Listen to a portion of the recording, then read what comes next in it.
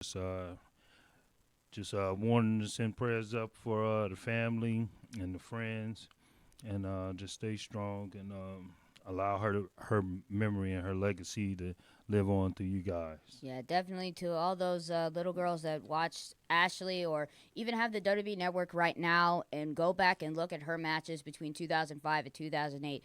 Make sure her memory does not die. And for one, I've even looked back at some of her matches and seen what she can do in the ring and how she got her start. The thing is, she got her start in a Diva Search contest.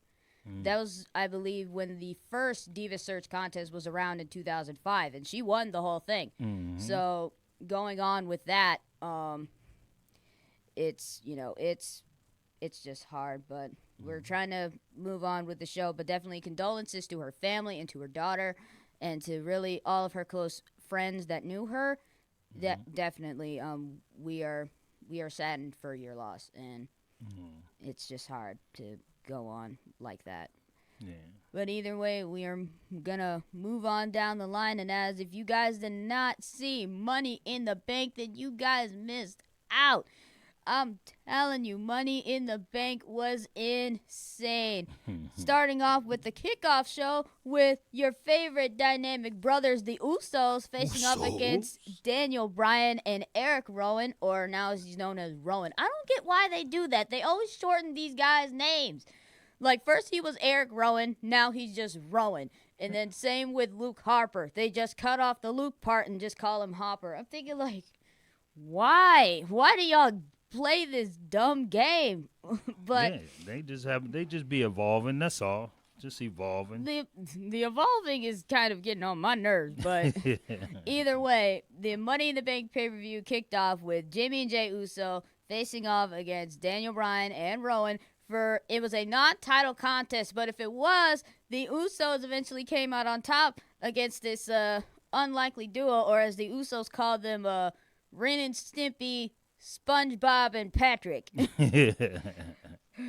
But either way, the Usos came out on top. You know the Usos don't play, as it said on their merchandise. They've been down since that day one ish, Right. and you already know. Yeah. But there was kicks, just submission holds, label locks, a giant Sasquatch with a beard just flinging around, Usos everywhere. But the Usos were not a team to really be taken lightly. And with Daniel Bryan's like new approach being the planet's champion or something, Mm-hmm. like I don't know. Like he said, even after the interview when he lost the match, he said that he still plans on changing the tag team division. I'm thinking like, oh Lord, if he changes the title, so help us. Yeah. So help us. Like in the worst way. But either way, and then moving on, the women Money in the Bank ladder match kicked off the night first. Ooh. We got Mandy Rose, Natalia, Bailey, Naomi, Mandy Rose, Carmella, and trying to think, did I forget anybody else? Ember Moon. There we go. I got all of them now. Yeah, we got them all. I almost forgot. But either way, all these women put up one heck of a battle. I never thought I would see, women crash and burn on ladders like I did on Sunday. But all these women put up a great fight, and Naomi was sporting a homage to Teen Titans with beer inspired by a DC comic superhero Bumblebee. Mm-hmm. And I liked her look. I'm thinking like, okay, Naomi, you go ahead. Go ahead and fight like Bumblebee, okay? And then all these women put a tremendous effort in this match. Carmella was putting up a good effort. Nikki Cross was actually surprised because Alexa Bliss technically wasn't even. Somehow she came down with an injury or something and wasn't medically cleared to compete. Yeah. And now Nikki Cross took her place, but that was a huge opportunity for Nikki Cross. Yeah, definitely. So, and then the split action with Naomi, her ducking under two ladders at once. Now that's skills. Mm-hmm. Literally ducking under, but Carmella got injured thanks to Mandy Rose and had to be escorted to the back because she tweaked her knee. And now going on metal ladders is not easy. But imagine getting sandwiched in between one. Right. Yeah, definitely. That's what Bailey felt. And oh man, it hurt. And Dana Brooke had a good opportunity. She was the only one left in there. She took her opportunity, climbed that ladder, and she almost had it, and she was literally hanging from where the briefcase was, like, attached in. Yeah. And I'm thinking, like, oh my gosh, please don't let her fall like that. We've seen plenty of guys fall that way, but we don't want to see a lady fall like that. Right, definitely. It was real dangerous up in Yeah, there. And then Nikki Cross was up there, Bayley, Naomi, but they all came tumbling down by the Queen of Hearts, Natalya. And then later on in the match, Mella made her way down to the ring literally with a bum knee, going after Mandy Rose. But eventually Sonya Deville ended up getting involved trying to help Mandy win. And let's just say, I'm thinking like, no, she can't win like this. That ain't fair. Right. You had to watch for those surprises. Then Mandy was literally like fingertips away. She was so busy basking in the glory of almost reaching there. And next thing you know, Bayley met her up at the top, shoved her down, and my girl Bayley won. She came in there and she took care of I that was business. so happy. I was so happy that Bayley won. My pick won. What was your pick? Your pick was Mandy Rose? No, my pick was yeah, I think it was Mandy Rose. Yeah, you picked Mandy Rose. Yeah, she was close. Mistaken. She was close to winning, but she wasn't that close. She was not that close at all. And then going on down the line, my boy Rey Mysterio picked up the U.S. Championship and cracked off Samoa Joe's nose with it. Right.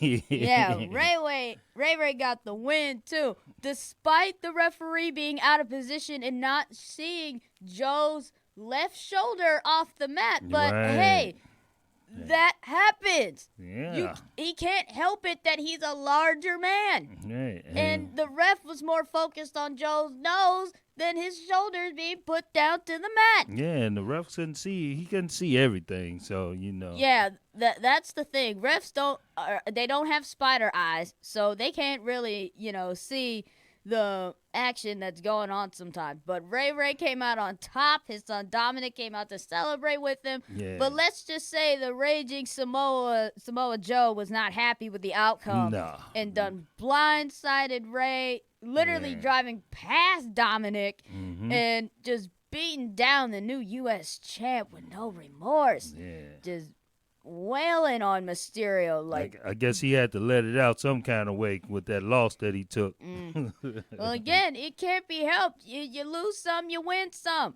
But, like you said, like, you don't want to you want to feel like a winner, but eventually when you see the winner, you don't want to look like him either. Yeah. But, but either way, moving on, the steel cage match between the proclaimed best in the world, Shane McMahon, against The Miz. Yeah. Now, I was rooting for The Miz for the longest. I haven't been behind him for his whole career, but I did want him to win this match specifically because Shane pulled the what kind of man puts your hands on another man's father card way too many times. Right.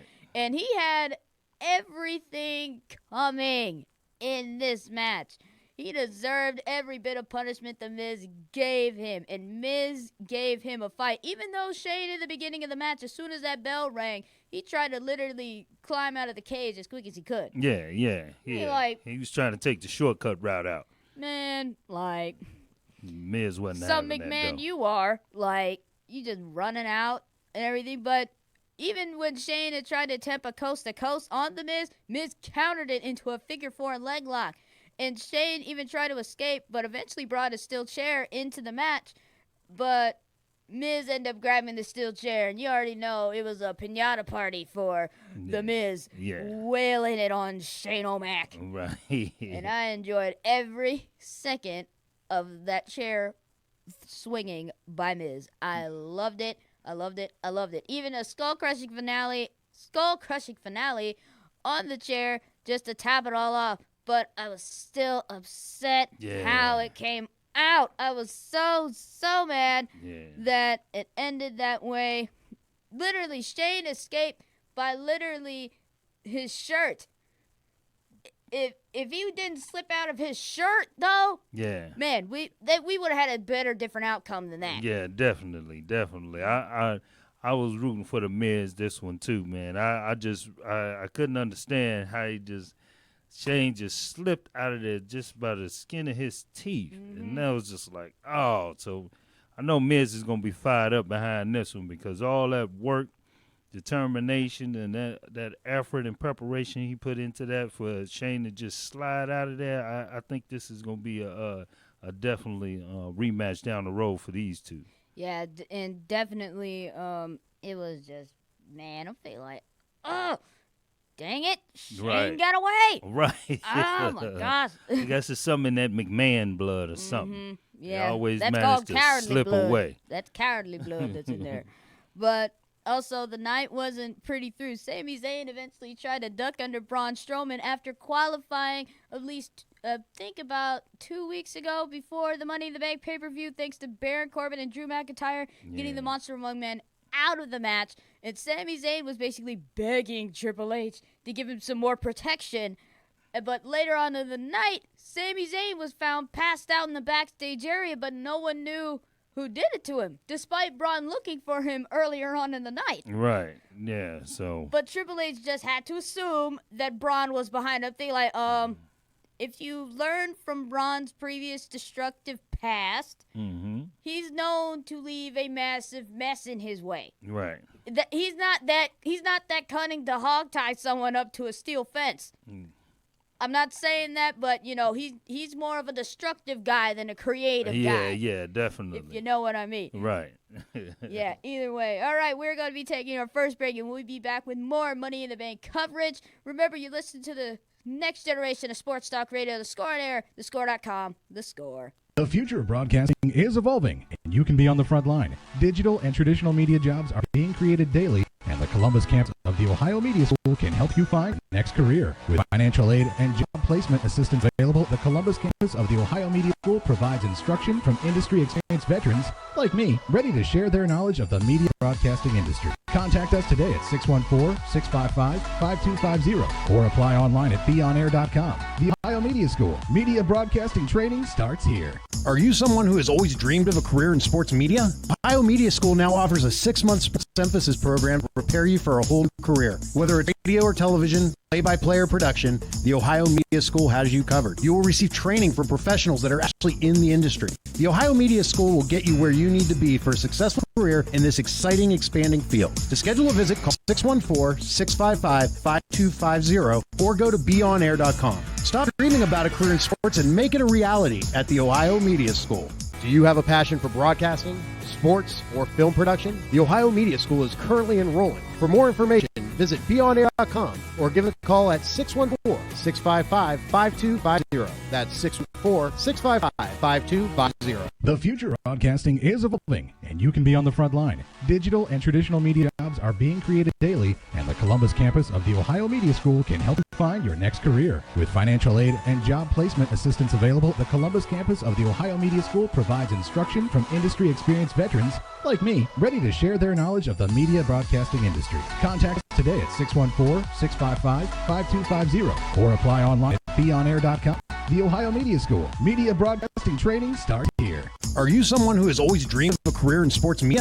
The Ohio Media School now offers a 6-month sports emphasis program to prepare you for a whole new career. Whether it's radio or television, play-by-play production, the Ohio Media School has you covered. You will receive training from professionals that are actually in the industry. The Ohio Media School will get you where you need to be for a successful career in this exciting, expanding field. To schedule a visit, call 614-655-5250 or go to beonair.com. Stop dreaming about a career in sports and make it a reality at the Ohio Media School.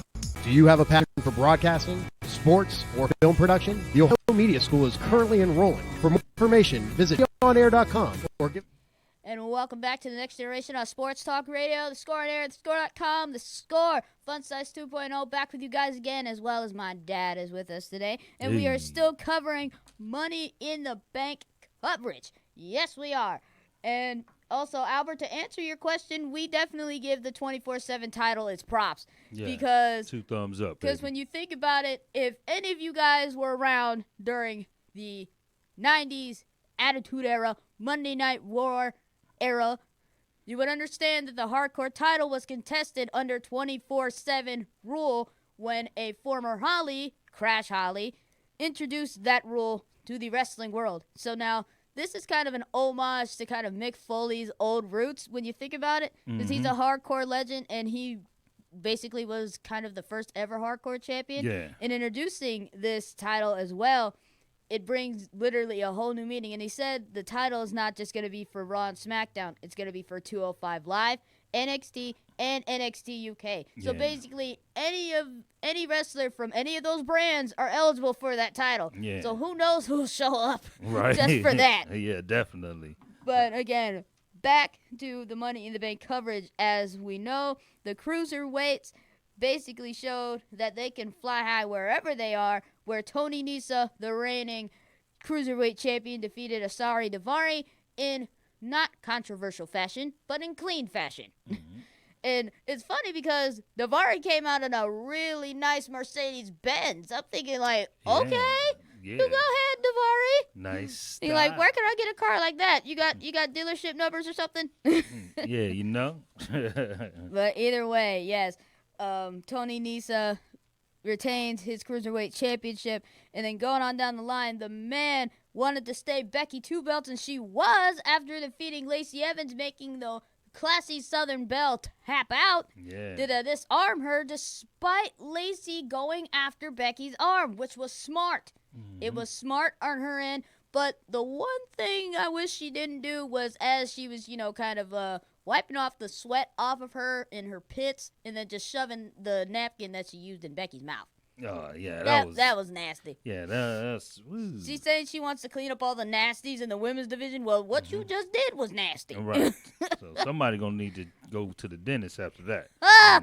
Yeah. Get that mouth game checked out. I'm pretty sure Becky's got dental work done or something, And then as Becky tapped out Lacey Evans, Charlotte Flair wasted very little time to go after Becky's SmackDown title, not even giving the man a chance to even recuperate or catch her breath. Right. Even though Becky proved that she wasn't no punk. Sure, she had a mountain to climb, but she wasn't going to back down from anybody.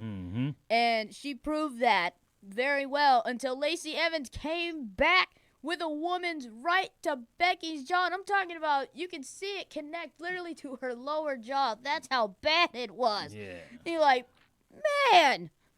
But let's just say the man's night wasn't as going to plan. She didn't leave the ring yet, being double teamed by the first lady of the WWE, as she wants to call herself, and the queen.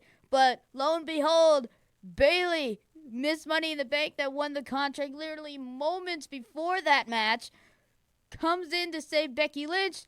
Charlotte ends up getting a bit cocky, ends up getting thrown into the second turnbuckle, not even able to move. Bayley cashes in. 1, 2, 3. We got a new SmackDown Women's Champion within the same night. You know, that's action, baby. And it's happened before where several 81% of those Money in the Bank contract winners end up winning, but Yeah. usually they don't cash it in within the same night. Kane has done that. Yeah. I believe Randy Orton has done that. Alexa Bliss did it last year against Nia Jax and Ronda Rousey for their Right. first encounter. And then Bayley is probably at least the second woman to actually do that within the same night. Yeah. So congrats to Bayley for being the new women's champion. Congrats to her. She's actually I believe now a Grand Slam champion. She's won the NXT women's title, the Yeah. Raw women's title, Yeah. first ever women's tag team champions, and SmackDown Live women's champion.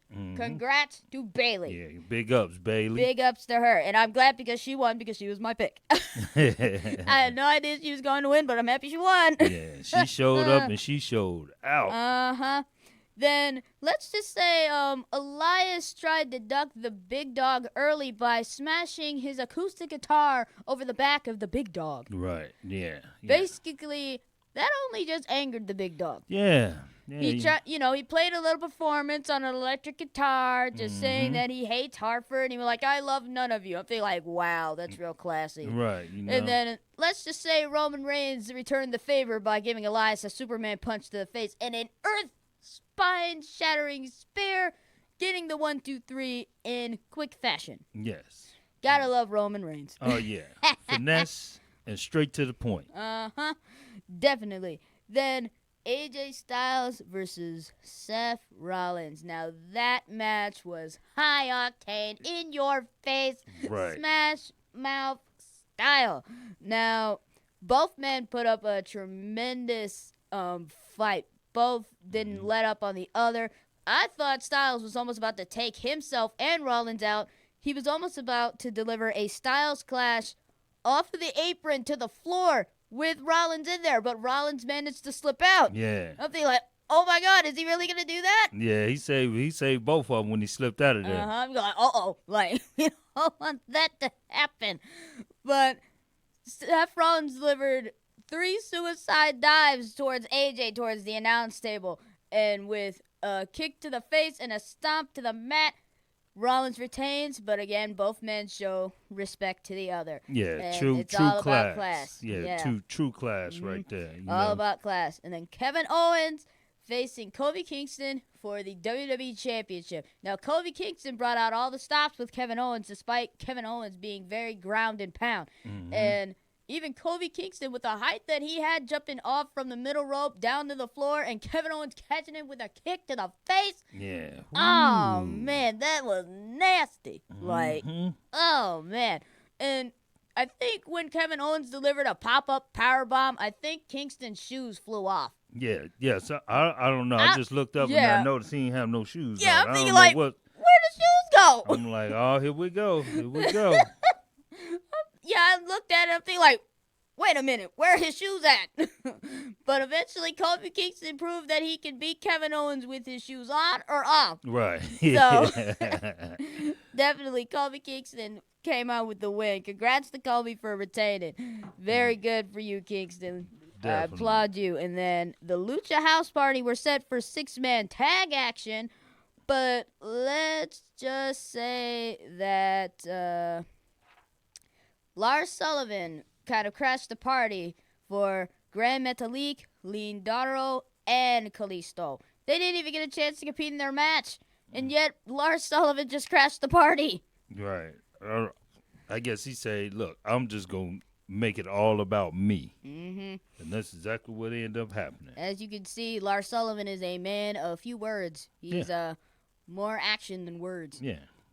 And then last to leave us on the night when the pay-per-view actually only ended at 10:45. That's really short.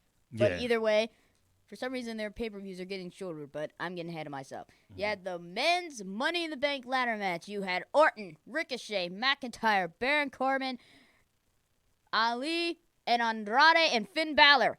There were 7 men in this match. There were supposed to be 8. The thing is, nobody knew what happened to Sami Zayn. Everybody assumed that it was Braun Strowman, but it was not. And the match was high octane. I think probably the most person that got on the receiving end of most of the ladders was probably Finn Balor. Yeah. I'm thinking, man, poor Finn. Yeah, Like- he's going to I know he felt that the next morning. 'Cause it was him and Ladders. I know they have I a believe different it kind was- of relationship. now. It was Finn Balor and Ricochet that probably felt the ladders the most because Ricochet literally got flung out of the ropes and then crashed into a ladder, and that thing broke. It broke. Thinking like, oh man. And then Ali, he was close. I'm thinking like, oh, he's gonna get it. He's gonna get it. And next thing you know, you hear that eerie music coming, and the next thing you know, you see Brock Lesnar and Paul Heyman waddling himself down the ring. Next thing you know, you see Brock climbing up a ladder and then getting the briefcase. Yeah, I was like, what How is does this happen? Like, Like, wow, like you just that gonna come fair? out of nowhere I'm and thinking- just suck all the air out the building. I was just, I'm thinking like, how is this fair? I couldn't even believe it when that happened. I was like, now where he come from? I know. Wasn't he supposed to be in Vegas or something with UFC? Yeah, I thought he's supposed to going back to UFC. So I was real like, oh, here we go again. I with the know. shenanigans. Like, dang, he done. Here we go again. There go Brock. Yeah, but either way, gotta take our comment section. So Albert Pride basically saying that Shane is an escape artist. He's a big man. They're born escape artists. Thank you. I So said it. That McMahon true. blood. So true. So true. And also respective grades of Sunday's Money in the Bank pay-per-view. So from beginning to end, I would give the Money in the Bank pay-per-view a C+. C plus. It could have been better. Yeah. Now, the thing is that Brock Lesnar, y'all really had to pull that fool out of your butts to get him back here. And what kind of money did you pay him? Right. We was fine without Brock. Yeah. We was good. Yeah, Brock was holding the company back, to be honest with you. He was just holding on to the title, didn't show up to work, didn't defend the thing, and just sat there and collect the paycheck. Right. Yeah, we was cool on Brock. So, yeah, we were cool with not having Brock around. Yeah. It could have been better. Dad, what is your grade on the Money in the Bank pay-per-view? I would have to give it a C. And like I said, you bring back you slip Brock in there, big top little legs in there, and then you sell us short. You shortchange us 15 minutes at the end. So I mean, I couldn't.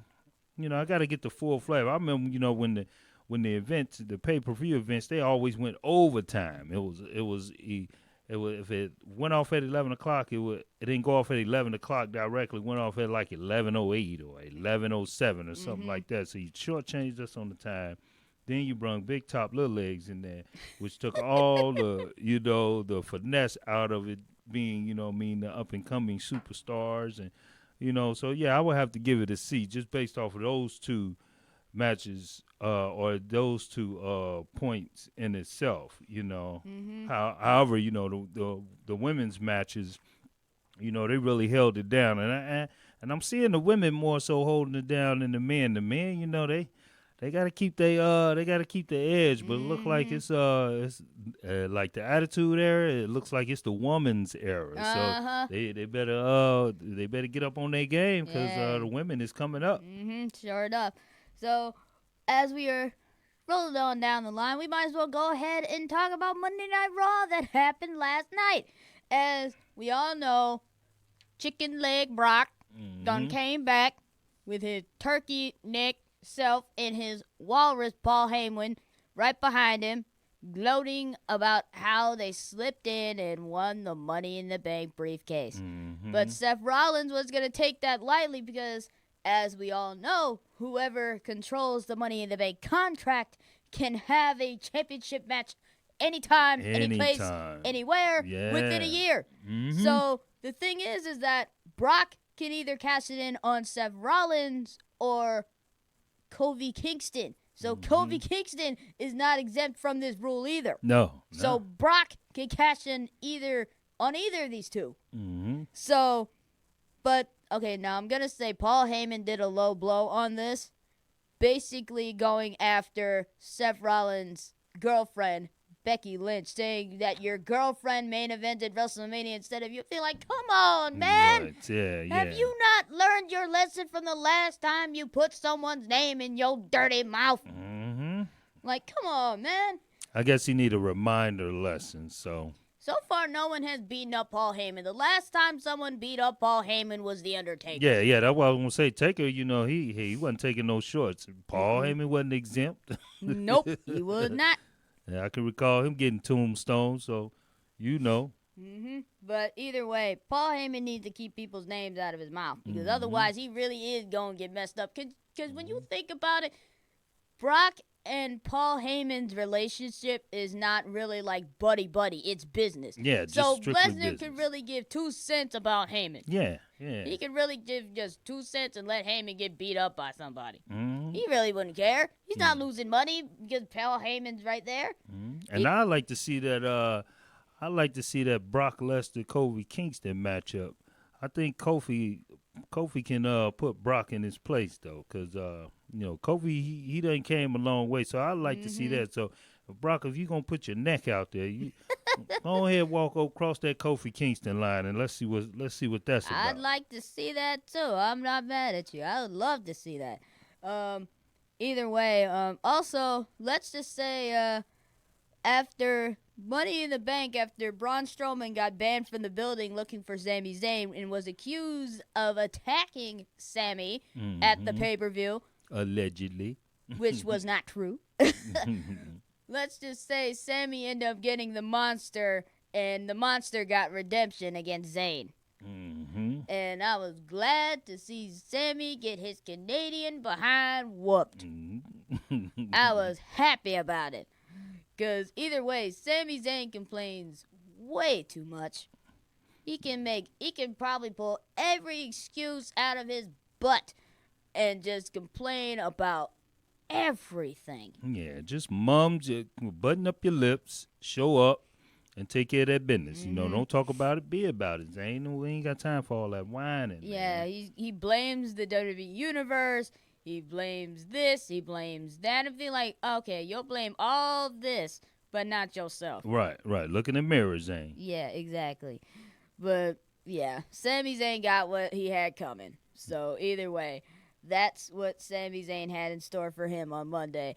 And then the Lucha House Party got redemption against the freak Lars Sullivan for attacking them in Money in the Bank. Yeah. Let's just say it was smart, but the thing is, I don't know what is going on in Lars Sullivan's head, but either way, I probably already know. The Lucha House Party obviously has an advantage against Lars Sullivan. It's a 3-on-1 situation. Yeah. And you got 3 high flyers, so best of luck to the Lucha House Party. So, and just be warned, because Lars Sullivan is a man you probably do not want to take off. Yeah. So, I'm just gonna say that there. yeah.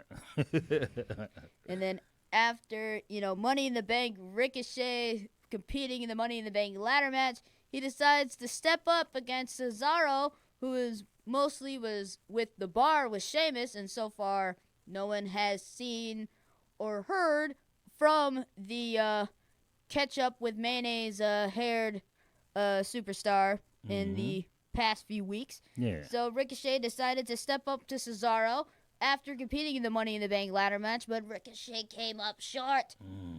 But either way, Ricochet put up a phenomenal fight against Cesaro. But, Cesaro's got kind of the more strength advantage, while Ricochet is more high flying. Right. So, yeah. but Ricochet put up one heck of an effort. So you got to give him that. Yeah. And then also, let's see what we got here. Oh, and Shane McMahon said he was done with The Miz on Raw, confronting the big dog, saying, I want you, Roman Reigns, at Super Showdown. And let's just say the big dog was happy to oblige the Silver Spoon son. Yeah. And the big dog is about to put Shane McMahon through the mat for all of those little sneaky little things that he just continued to come up with, the sly conniving thing. See, the thing about a dog is once they latch on to you, they don't let go until they put you down. Tell that to a pit bull. So yeah, Shane, Good luck prepared to to be put down. Because the big dog ain't going, baby. He ain't going. Yep,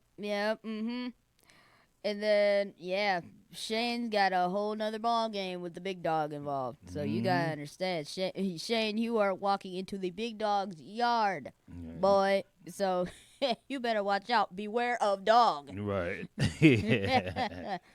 And then after the Usos won against the SmackDown Tag Team Champions, they decided to push their luck with their former rivals on Raw, their rivals now on Raw, the Revival, after pulling their Uzi hot trick on them, saying, if you perspire, you're on fire. That trick that they pulled was hilarious. I'm thinking like, oh, man. Dang, Jimmy and Jay done got him. But the Revival eventually got redemption against the Usos. But you already know the Usos are gonna come back to the Revival again. Come on. Yeah, definitely. They ain't gonna let that sit down. No. And as we all know, Becky 2 belts is no more. She is now Becky 1 belt. Yep. But she is not crying over spilled milk like some women's champions do. She decided to dust herself off, held her head high, and hold on to the remaining title that she has. As she displayed on A Moment of Bliss with Nikki Cross being Alexa Bliss's co-host. I don't know how that conversation came about. Right. But either way, Mm-hmm. smart decision on Alexa Bliss's part. After all, Nikki Cross was known as the twisted sister of NXT, so it's best to keep Nikki on her good side. Right. And let's just say the Iconics and Lacey Evans had a bit of war of words with the man, saying basically poking fun at Becky Lynch losing her second title. And just, Lacey Evans was gloating, saying, "You lost it because of me." Well, the reason why she lost is because you can take a hint, honey. You lost. You got tapped out. Right. And also, the Iconics have nowhere to poke fun at Becky Lynch. She competed at Money in the Bank. And where were you two, Aussies? Oh, yeah, sitting in the back, watching. Right. So you have no room to poke fun at the man at all. Because she showed up and she took care of business and she showed up. That's all I got to say. While y'all was back there chewing on popcorn and gummy bears, she was out there taking care of business, you know. Yeah, and still, she broke even 50-50, so she ain't lose much. But, I mean, she No. done gained a whole lot of experience, and so you know that she going to come with it. And so whoever step in that square circle with her, you better be ready to come with it because she ready to continue on her blazing of her trail. Yep. So watch. And that resulted into a 6-woman tag team match. Nikki Cross, the man, and Alexa Bliss versus Lacey Evans and the Iconics. Let's just say that Becky Lynch eventually took all the load on her along with Nikki Cross, and all 3 women came out on top, despite Alexa Bliss not even getting in the ring. All she did was just sip on coffee. Yeah. And she took her coffee to the ring. I'll be like, well, that's unique. Right. I'll be like, okay. Like, I'm not judging at all. So, whatever. But either way, also, Mick Foley, Mrs. Foley's baby boy, came back home and unveiled a new championship that is now pristine as the 24/7 title. Yeah. Now, it is green, it is round, and it has 24/7 on the front. That is the looks of the title. Now, here's a bit of the rundown of this championship. Now, here's how it goes. So this title can be defended anytime, any place, anywhere, 24/7, 7 days a week. And basically, there was a huge commotion on Raw last night. I think almost every superstar literally tried to go after that title that was in the back and had nothing to do. Titus O'Neil was the first to actually hold on to the title for, maybe 3 seconds? Yeah, if that, yeah. 3-4 seconds? Yeah, I'll give it a roughly about, 5 seconds max, okay. But other than that, no. Yeah, he held it 5 seconds. Robert Roode came down, pinned Titus O'Neil with a referee behind him. 1, 2, 3, skedaddled out of the arena, and everybody was chasing after him, going after the title. And as R-Truth was leaving, Bobby Roode, I think, was in his trunk. Or either R-Truth found Roode in his trunk. Yeah. And eventually, Truth capitalized on it. Oh, yeah, definitely. Got the ref out there, 1, 2, 3. Truth is your new 24/7 champion. But instead of calling it the 24/7 championship, he called it the European title on accident. Yeah. Yeah, So- Truth is having more Mystique episodes than probably any other superstar that I can think of right now. Yeah. Just messing up titles. He names. just noticed that it was a title, so he just said, "All right, let's get this, and we gonna call it what we want to call it." Yep. But Truth is now your new 24/7 champion. So, congrats to Truth until he loses it. Yeah. So, anything could happen on SmackDown, but we got a couple more. So, Shane McMahon says he's done with The Miz, but The Miz is not done with Shane McMahon. As we all know, the wild card rule is still in effect with everybody. So, either way, Drew McIntyre needed an opponent. The Miz answered that call. Despite the rage that Miz saw, it wasn't enough to topple down Drew McIntyre. Because Drew McIntyre was fuming after being betrayed by Baron Corbin at Money in the Bank. So, basically, that fueled McIntyre to just Claymore kick Miz's head off. Right. Yeah. So, either way, Miz came up short, but you got to feel bad for Miz going through that. Yeah. I mean, he had bounced back, but hey, The Miz was on top for a good while.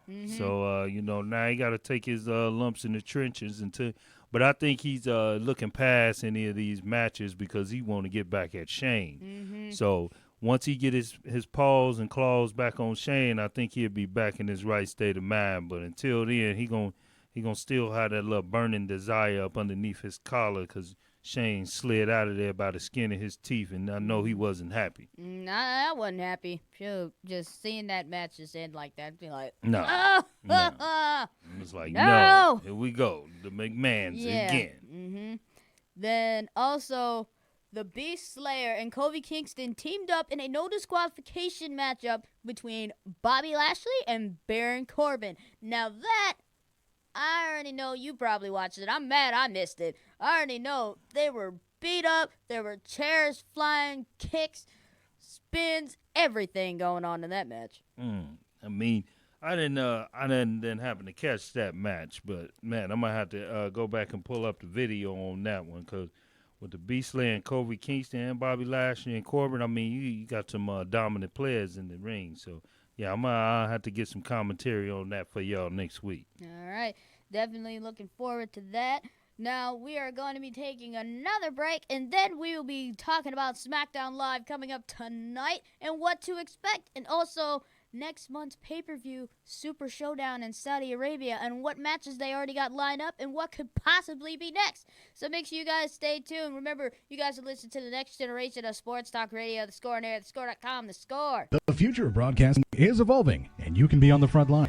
Digital and traditional media jobs are being created daily, and the Columbus campus of the Ohio Media School can help you find your next career. With financial aid and job placement assistance available, the Columbus campus of the Ohio Media School provides instruction from industry experienced veterans like me, ready to share their knowledge of the media broadcasting industry. Contact us today at 614-655-5250 or apply online at beonair.com. The Ohio Media School. Media broadcasting training starts here. Are you someone who has always dreamed of a career in sports media? The Ohio Media School now offers a 6-month sports emphasis program to prepare you for a whole new career. Whether it's radio or television, play-by-play or production, the Ohio Media School has you covered. You will receive training from professionals that are actually in the industry. The Ohio Media School will get you where you need to be for a successful career in this exciting, expanding field. To schedule a visit, call 614-655-5250 or go to beonair.com. Stop dreaming about a career in sports and make it a reality at the Ohio Media School. Do you have a passion for broadcasting, sports, or film production? The Ohio Media School is currently enrolling. For more information, visit beonair.com or give us a call at 614-655-5250. That's 614-655-5250. The future of broadcasting is evolving, and you can be on the front line. Digital and traditional media jobs are being created daily, and the Columbus campus of the Ohio Media School can help you find your next career. With financial aid and job placement assistance available, the Columbus campus of the Ohio Media School provides instruction from industry experienced veterans like me, ready to share their knowledge of the media broadcasting industry. Contact us today at 614-655-5250 or apply online at beonair.com. The Ohio Media School. Media broadcasting training starts here. Are you someone who has always dreamed of a career in sports media? The Ohio Media School now offers a 6-month sports emphasis program to prepare you for a whole new career. Whether it's radio or television, play-by-play or production, the Ohio Media School has you covered. You will receive training from professionals that are actually in the industry. The Ohio Media School will get you where you need to be for a successful career in this exciting, expanding field. To schedule a visit, call 614-655-5250 or go to beonair.com. Stop dreaming about a career in sports and make it a reality at the Ohio Media School. Do you have a passion for broadcasting, sports, or film production? The Ohio Media School is currently enrolling. For more information, visit beonair.com or give us a call at 614-655-5250. That's 614-655-5250. The future of broadcasting is evolving, and you can be on the front line. Digital and traditional media jobs are being created daily, and the Columbus campus of the Ohio Media School can help you find your next career. With financial aid and job placement assistance available, the Columbus campus of the Ohio Media School provides instruction from industry experienced veterans like me, ready to share their knowledge of the media broadcasting industry. Contact us today at 614-655-5250 or apply online at beonair.com. The Ohio Media School. Media broadcasting training starts here. Are you someone who has always dreamed of a career in sports media? The Ohio Media School now offers a 6-month sports emphasis program to prepare you for a whole... Welcome back, everybody, to the next generation of Sports Talk Radio. The Score on air, thescore.com, the Score. It's your girl, Fun Size 2.0 here. And, of course, my dad is with us today, Hey. like always. And we are here with your SmackDown information for tonight. So, as you probably have not portrayed to Twitter, or at least have checked out WWE.com, Big E Langston is back. The New Day is getting back together tonight, and his boys Xavier Woods and Kofi Kingston are throwing Big E a pancake party. Now I want to be invited to that party now because now I'm going to be hungry. Now I want pancakes. But either way, Big Xavier Woods and Kofi Kingston are going to be planning Big E's return celebration party tonight. You're probably going to expect pancakes. You're probably going to see bootios. You're probably going to see midgets dressed as pancakes. We don't know. I don't know what Xavier Woods and Kofi Kingston are planning for Big E, but I already know it's going to involve a ton of pancakes. Yep. That's all I know. That is all I know. And then also on SmackDown, the new women's champion, my girl Bayley, gets to have her first exclusive interview since winning the title literally 2 nights ago. So, but you gotta remember, the queen could be close behind. Because we know how Charlotte reacted after losing to Becky at WrestleMania. So clearly, the queen is going to whine and complain until she gets a rematch for her title. Right. But again, we won't know until we see SmackDown tonight. Right. So stay tuned. Exactly. And then also, we know that Raw was wild since the new 24/7 title was announced.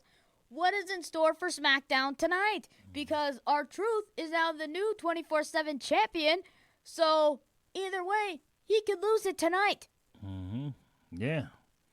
And who would be the one to take it from him, though? That we don't know. Yeah. The thing is, I'm kind of curious about this. I understand that this title is defended 24/7, 7 days a week. Right.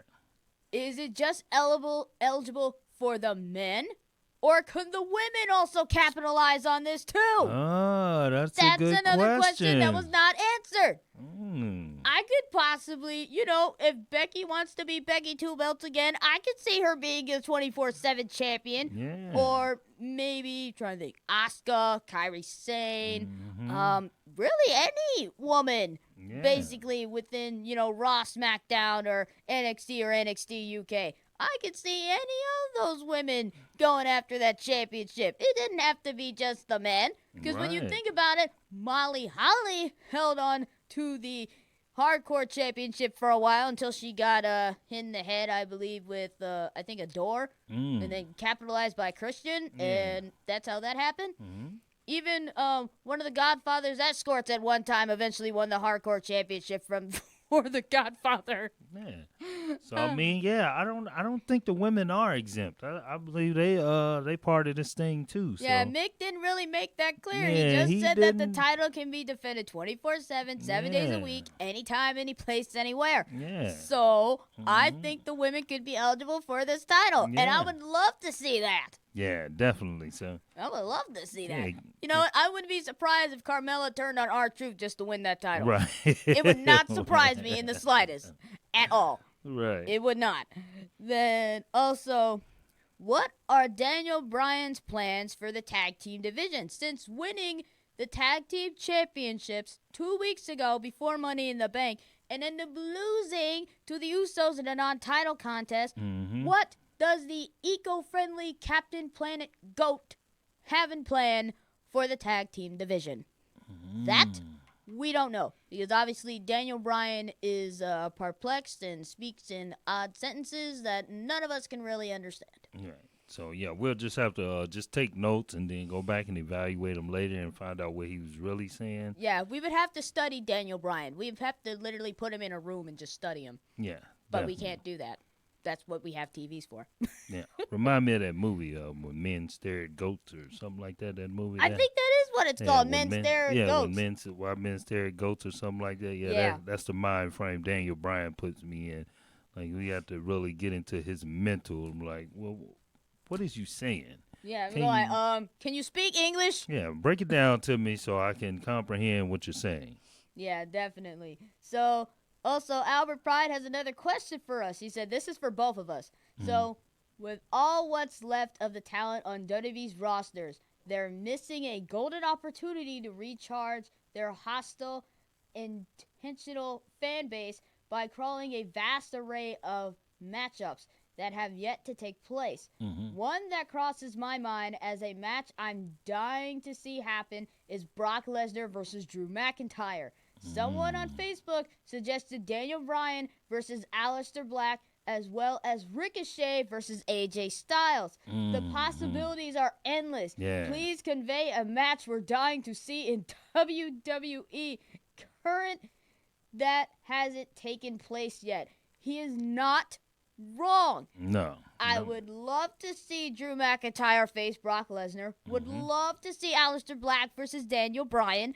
And Ricochet versus AJ Styles. Yeah, All that these one would be- matches are perfect, but I think the reason why they're not doing these yet is because they want these matches probably on a more grander scale, on a bigger stage. Yeah, and then you keep in mind they got to get the build up too, you know, Yeah. to make the excitement about the match, you know. So that's why, you know, a lot of the superstars you see in these different matches, because they trying to make sure that once the match does happen, that it gives you everything that you wanted and more. So yeah, I can definitely see those matches happening, because they haven't happened yet. And with each wrestler and their different style of wrestling, oh yeah, it'll make for an awesome match. Yeah, I would say definitely agree with you on that. Also, I think there has to be a certain time and place for each of these superstars to come in contact with one another in a certain conflict. Now, Drew has made statements about Brock Lesnar before. Brock has not retaliated yet. And Aleister Black versus Daniel Bryan. Now, if Aleister Black ends up, playing some mind game on Bryan, then that could probably work. Now, with AJ Styles versus Ricochet, that might be hard because these two are both fan favorites. And even if you turned one heel, some people might hate it, but that's how it's got to go. So, either way, I would love to see these three matches. Now, Yeah. I would say Drew and Brock would probably either be more of a WrestleMania type of atmosphere, because that's kind of a big match, especially for Drew, because he's never really faced anybody like Brock. Right. Yeah, definitely. Yep. And I can see I'm smelling smells like summer. Summer's approaching. So Oh, yeah, SummerSlam. I can smell that. I would say Ricochet versus AJ Styles at Oh SummerSlam. yeah, now that Yeah. would be awesome right The there. biggest party of the summer with two high flyers. Heck Ooh-wee. yeah, sign me up. Now, Daniel Bryan and Aleister Black. What pay-per-view, pray tell, would these two fit in? We already got Brock and McIntyre possibly at WrestleMania. We Right, got right. AJ Styles versus Ricochet possibly at SummerSlam. Uh-huh. Now, where do Daniel Bryan and Aleister Black fit in? I don't know. That's a good one. Yeah, which pay-per-view best fits these two odd yet creative superstars? Yeah. We might have to come back to that one. Yeah, I'm yeah, curious about definitely. which pay-per-view would fit these two. And then now moving on to Super Showdown in Saudi Arabia. And they're going back. This is the second time that they've done it. And the last time they were there, they had their Best in the World Cup tournament. DX versus the Brothers of Destruction for the first time ever. I was happy about that. I wasn't really mad about how the match turned out. I was just happy to see it. Just happy to see the match.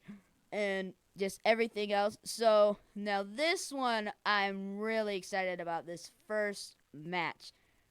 The Phenom versus the Icon. WCW legend Goldberg versus the Phenom, The Undertaker, for the first time ever. Oh, Yeah. man. And just to play it safe, both of these men are in their, not in their prime anymore. Mm-hmm. They are older men. They have children, yet they still can compete. Now, the last time The Undertaker was in a WWE ring was after WrestleMania, and he chokeslammed in Tombstone Elias. Yeah. So, we obviously know the dead man is ready. Mm-hmm. The question is Bill Goldberg ready? Yeah. Is he ready? Yeah, I haven't seen him in quite some time. The only time I've seen Bill Goldberg was in a Dodge 4 commercial. That was the last I've seen of Goldberg. That he was just doing a commercial. But the thing is, Bill Goldberg doesn't look like he works out a good whole lot. He's not, his muscles aren't sagging or flabby. He's pretty toned. It's same with The Undertaker. So I'm looking forward to see this match. Yeah. This is definitely gonna be one to watch, because I mean, with Goldberg and Undertaker and even the Phenom with their style of wrestling, this is 3 different styles of wrestling in one ring. So it's going to be like, it's going to be heartbreaking for some and tears for the other. So this is guaranteed to be a must-see match. Yeah, I feel that this is kind of like, when Triple H faced Sting at WrestleMania 31, reliving the Monday Night Wars. Now, this is like part 2. Yeah, definitely, right here. And then Albert Pride also commented while we were discussing the Daniel Bryan versus Aleister Black. He said Survivor Series. Oh, yeah. Yeah. Yeah, okay. Okay, now we got all of our dream matches and which pay-per-views they might take place at. Yeah. Thank you, Albert, for putting in your opinion, and we are glad to have you here.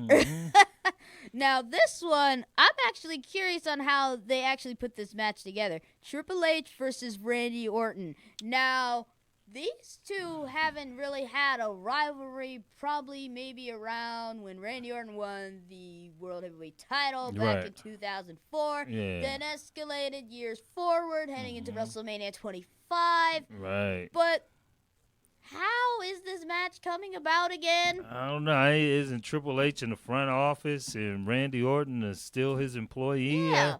Now, Now, I would understand if Randy know. Orton maybe, had, maybe, I don't know, punted his father-in-law on the head or RKO'd Shane. Had or a flirt with his girl, yeah, you know what I mean? did something like that, but Right. why just randomly make the match? Where's the meat and potatoes in between that? Yeah, what's the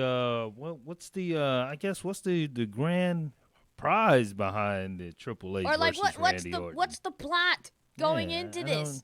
What's the grand scheme behind this match? Yeah. Now, honestly, I'm excited to see this particular match. However, I'm just like, it's just like something that they just threw put in together. put in the drawing and was like, all right, yeah, Like, we got okay. Randy Orton, Triple H, all right, yeah, let's do that. I I'm mean, thinking, like, it wasn't any. There's no gusto behind that. There's no. We've seen it already. Yeah, We've seen the outcome. Their rivalry's dead and gone. Yeah, now unless it's something behind the scenes that they ain't letting us in on, and then they're gonna preview it for us to let us know where they came from then until now. But I thought these two guys had a business employee relationship. Yeah, we know. So, Yeah, and Why you guys wrestling again? Yeah, now if you go back to WrestleMania 35 with the Triple H versus Batista, you already knew they had beef. Yeah, you already knew that. Yeah, they had beef. You They can- settled that. Right. But now going with this Randy Orton versus Triple H thing. Now that's okay. We kind of already know who's really gonna win. It's gonna be Triple H. It could be Orton. Yeah, but now I either was way, leaning more towards You gonna- Orton, 'cause, Triple H, he with his shirt and ties, you know what I'm saying? You don't get that physical contact you used to. Randy Orton, he's still in the trenches, he's still down there, so that gives him a slight edge, because when you transition from, action and being in the trenches to the front office, you just kind of like sit there and your body get to tightening up. So, if Triple H does come out on top, I ain't gonna have nothing else to say, but but if he don't come out on top, then that's the advantage that I would give Randy Orton, because he's still out there loose and moving around and slamming people. And Triple H, he more so like he's signing checks, so they don't carry the same amount of weight. Yeah. So But either way, like with this one, it could really go either way. But if they end up giving a bit more depth into this, then we got more to work with. right. But they kind of just threw this together out on a whim. I'm thinking like, okay, like a relive rivalry that we don't know the meat in it. Yeah, it's got to be something going on because I don't think they would just pull this match up like this. Yeah. It's got to be something going on that they ain't telling us yet, or they have yet to tell us. They want to build up the hype because it's not until next month. Yeah, the suspense. Then next is the monster among men, Braun Strowman, versus the almighty Bobby Lashley. Now, Braun Strowman was a bit, I would say he wasn't as toned as he was now, but now he's more, he's actually very agile for a man of his height and stature. I never thought I'd see a full-grown giant behemoth run that fast after somebody. I've seen him run before. I'm thinking, what? Yeah. He's So, like, okay, Braun. yeah. Like, man, I'm surprised he's not trying out for the Olympic track team. Yeah. I'd be scared if that guy was behind me too. Yeah, I'm moving out the way when I see him run towards me. I'm gone. Now, Bobby Lashley only has one championship credential. He's a former Intercontinental Champion, and that's it. That is it. That's the only thing that he has really going for him. That was it. He only had one championship run. And he has had beef with Braun Strowman before. So now this is coming to a head. Now the thing is, if Bobby ends up crossing paths with Strowman before then, oh yeah, we got a huge match on our hands, and Braun's gonna completely destroy Lashley.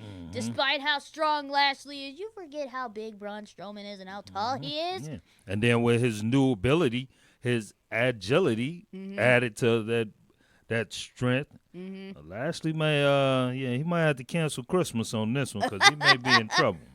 Oh yeah, definitely. Then we have for the Intercontinental title, the Demon Finn Balor. Now, Albert, I know you love Finn Balor as the Demon, and so do I. Dad, if you don't know the Demon Finn Balor, this is Finn Balor's alter ego. Where where you see the normal Finn Balor, he's smiling, he's got his leather jacket on, he's agility. Now, the Demon Finn Balor, however, is Finn Balor's alter ego. Okay, And all right. he's taken to a different mode. He's more aggressive, more savage, and very agile as well as in the air as his regular self. Now, the Demon Finn Balor is very more grounded, pound, and aggressive, and the garb that is covered on Finn Balor as he goes into demon mode is insane. And Andrade may have bitten off more than he can chew. If he wants to challenge the demon, by all means. Why don't you ask Bobby Lashley how he felt when he faced the demon? Because that's when he lost the Intercontinental title. And obviously, Andrade may have bitten off more than he can chew. When Finn Balor goes to his demon mode, it's all over. It is all over. Then this match was made on Monday. Roman Reigns versus Shane McMahon. So now it's the big dog's turn to whip Vince McMahon's silver spoon-fed son. Yeah, buddy. Now let's hope Roman Reigns can actually topple off The Miz. And let's hope there's no outside interference, but come on, this is Shane McMahon we're talking about. The McMahons, that's how they operate. Watch people up underneath the ring, on side of the ring, in the audience, behind the announcer's table. It's going to be somebody there. It's going to be, mark my words, there's going to be somebody there that's going to be try to get Shane the McManage. But see, the thing about the big dog is, they got a keen sense of smell. So they can smell the BS coming. So I'm pretty sure he can smell the BS coming. So he gonna be on his car. But these McMahons, look, these McMahons throughout history have always been known to be these slicksters, these people who got people in the audience or, up underneath the stage, ready to come out, and as soon as the ref got his back turned, bam, lay it on it, then next thing you know, you got a McMahon to win.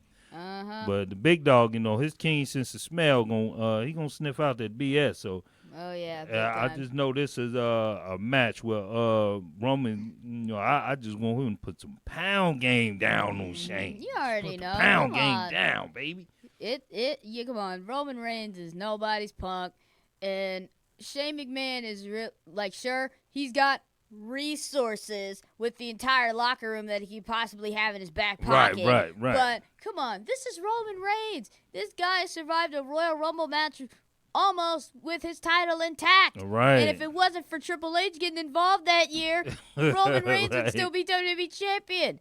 But when you got to think about it, Roman Reigns beat Triple H at WrestleMania at one point. Mhm. So now it's time for Roman Reigns to beat down another McMahon. Mm-hmm.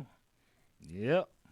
And then the inaugural biggest Royal Rumble ever, the 50-man over-the-top rope battle royale. Now, as we mentioned the monster before, he was the first ever man to win the 50-man Royal Rumble match. Mm-hmm. And also, there was the most funniest thing ever when Titus O'Neil slipped trying to get to the ring and slid under the ring. That's still funny. Thinking like, what If kind you of... ain't see that, you need to go pull that up. Look it up on YouTube. I would say type in WWE Titus O'Neil slip and slide. That's just going back to watch that. It cracks me up. I'm there like, what happened? Bro literally slid. But either way, that's how the 50-man Royal Rumble goes. So either way, there were a lot of surprises also involved in last year's 50-man Royal Rumble match. Rey Mysterio came back despite Titus O'Neil sliding under the ring like a seal. Mm-hmm. Just a lot of random stars because you really never know who's really going to show up. Yeah, definitely. And that's the element of surprise, especially with a Royal Rumble that big. Yeah, 50 Royal Rumble every year always has surprises. Mm-hmm. Always have those people that you like, oh, what? Mm-hmm. That type of surprise. So, Yeah. definitely. I'm excited about I get excited about all the Royal Rumbles. So, I'm just excited as I was last year for this Royal Rumble this year. So, definitely, I'm ready for the Super Showdown. Yeah, definitely the Super Showdown is definitely is a must-see pay-per-view, literally 16 days away. So all these superstars, men, women alike, have to prepare for going to the Middle East to prepare for battle. But definitely the one match that everybody is going to be talking about is the Undertaker versus Goldberg match. Yeah. This is the first time ever these two have ever faced off. Ever. And it's about time. Better late than never. Yeah, seriously. Yep. And now, since we kind of talked about Titus O'Neil's short championship reign, we are going to look at, from Fox Sports from the Philippines, the 5 shortest title matches in WWE history. So this should be fun. So the first one is Hulk Hogan versus Yokozuna. And yes, Yokozuna weighed over 500 pounds. Yeah. He was a former WWE champion, and this was back, I believe, at WrestleMania, looks like 11. Back in 1993, his massive size didn't stop Hulk Hogan from beating him for his newly won WWF Championship in under 22 seconds. Yeah. Wow. Yeah. Man, that was crazy. Now, next is Rey Mysterio versus JBL at WrestleMania 25 for the Intercontinental Championship. Now, Rey Mysterio has a very unique, very unique ring attire at times. Now, at WrestleMania 25, he came out dressed as the Joker, which was very cool. Always say, why so serious, JBL? Now, as we all know, JBL was defeated by Rey Mysterio, and before the match even started, and JBL tried to do a cheap shot to Rey Mysterio, but it cost him as Rey hit a massive 619 for a quick 21-second title victory. Yeah. So that was at least a second shorter than Hulk Hogan versus Yokozuna. Then next is Sheamus versus Daniel Bryan. Now, if you guys have not gone back and watched WrestleMania, I believe it was 29. I believe. I cannot recall it. All I know is that it was the first time that The Rock and John Cena had faced each other. It was the once-in-a-lifetime match. I'm believing it was either 27 or 28. I cannot I cannot recall right now. And as we all know, Daniel Bryan lost to Sheamus after a kiss from Good Luck from AJ Lee turned sour in 18 seconds. That was at WrestleMania in 2010. That was the shortest, basically the shortest World Heavyweight Championship match ever. 18 seconds is when Daniel Bryan lost the title. And then Chavo Guerrero versus Kane. Come on, you got to remember the Guerreros. Now, this was at WrestleMania 24, where Ric Flair got retired by Shawn Michaels. Oh, man. I bet everybody in Florida Stadium bawled their eyes out. I wasn't even there. And yet, I wanted to see it. And let's just say, let's see. Chavo Guerrero lost the ECW title when it was around 2008 in 11 seconds to Kane, The Undertaker's baby brother. Oh, man. Hey, 11 seconds. Uh-huh. Then the last one is Kurt Hawkins versus Dolph Ziggler. Now, this was a courtesy of a SmackDown Live off show. This was back in 2016 on November 1st.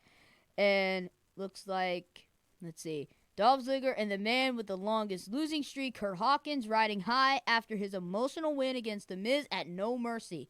Ziggler issued an open challenge to show Miz what a fighting champion looks like. As you can guess, Hawkins answered the call and got super kicked back to oblivion after 10 seconds. Oh, man. That was when Kurt Hawkins was going on his longest losing streak ever. And, man, so those were the top 5 shortest matches. So the number 1 shortest match ever was 10 seconds. Kurt Hawkins versus Dolph Ziggler. Man. Oh, man. Those were the top 5 shortest. Wow. That is crazy. So, let's see. Oh, Albert's got another question for us. So, let's see. He says, who from your vantage point will be the first WWE superstar to defeat Finn Balor's demon? Who would be the first to exorcise Finn Balor's demon? That is a good question. Yeah, that is. Yeah, that's a brain thinker right there. I can't really think. Yeah, you got me on that one. Yeah. I had to do some research on that one and match that up. Yeah, I have to figure it out. Now, if this was more of like an alter ego type thing, now, I would kind of would love to see Finn Balor face The Undertaker as the demon. I could possibly maybe seeing the dead man defeat Finn Balor. I don't know.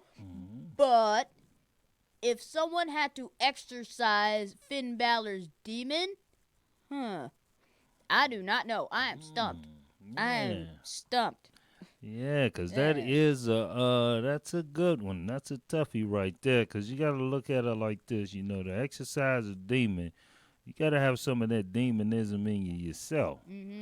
So now I'm drawing a complete blank of anybody that can even remotely like stand next to him when he morphs like that. Yeah, so. I can't think either. Yeah. Now, okay, so we'll let's have to get back with you. Yeah, on that. we'll have to get back to you on that, Albert. Now, he gave me this question. He said, fun size, giving the dismay magnetized climate in Saudi Arabia towards women, is any part of you somewhat offended that WWE would host an event in a country that treats women as inferior beings? And how true is that WWE is not going to put a sequel to last year's Evolution pay-per-view, which I thought was a success? The match of the year took place at Evolution. Yeah, I wonder why they're not doing another Evolution pay-per-view. The first one was awesome. having an all women's pay-per-view, literally letting the men take a rest and letting the women shine. Oh yeah. Now with Saudi Arabia, just with their country kind of just berating women, treating them as inferior beings. That's kind of how their culture goes.